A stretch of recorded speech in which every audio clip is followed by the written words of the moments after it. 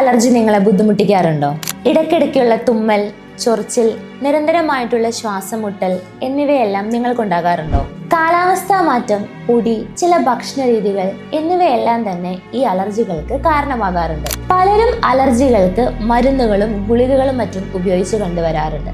എന്നാൽ ഇവയെല്ലാം തന്നെ ശാശ്വതമായിട്ടുള്ള ഒരു പരിഹാരം അവർക്ക് കൊടുക്കുന്നില്ല.